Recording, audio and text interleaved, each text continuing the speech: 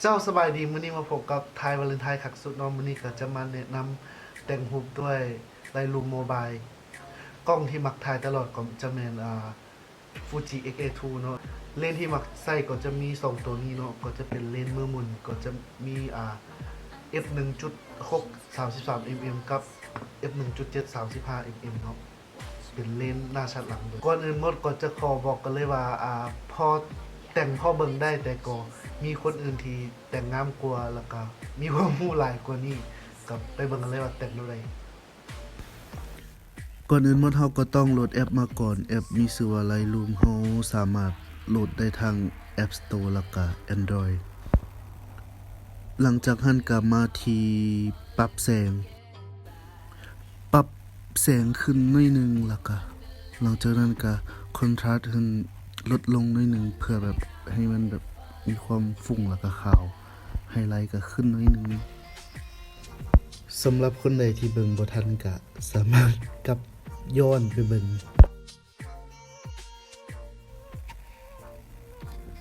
หลังจากนั้นก็มาที่สีเลยเข้าไปบอนที่มิกแล้วหลังจากนั้นก็เฮาเบิ่งข้างหลังว่าเป็นสีหยังแล้วเฮาก็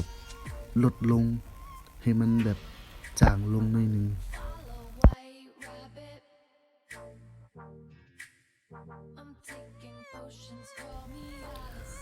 หลังจากนั้นก็ทางหลังมันจะเป็นสีฟ้าเฮากับไปลดสีฟ้าให้มันจางลง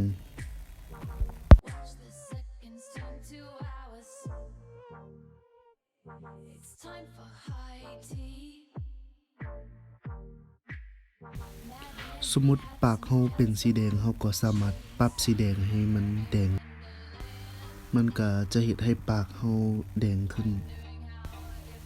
หลังจากนั้นก็มาที่เอฟเฟกต์เฮาก็สามารถเฮ็ดให้แบบภาพมีความชัดขึ้นมาที่รายละเอียดเป็นตอนสุดท้ายแล้วก็เลื่อนให้มันแบบภาพเฮาให้แบบมีความละเอียดมากขึ้น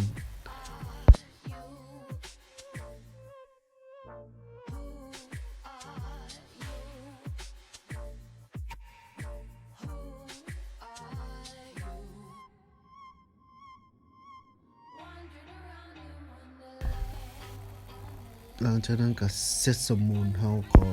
สามารถมากวาดเบิ่งรูปได้แล้วก็หลังจากนั้นก็เซฟเข้าในโทรศัพท์ได้เลย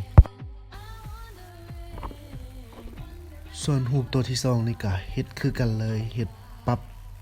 ตามที่เฮามักแล้วก็เฮาต้องการเลย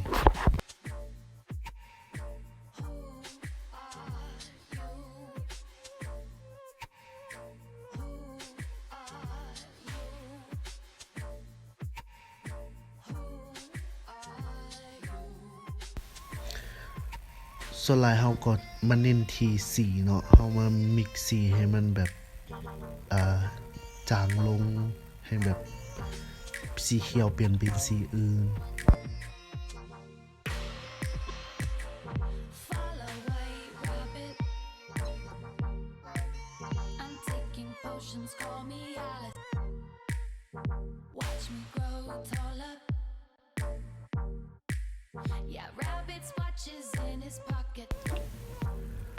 หลังจากหันกลับไปที่เอฟเฟกต์ก็เฮ็ดคือเก่าเลยเพิ่มให้แบบในรูปมีรายละเอียดหลายขึ้น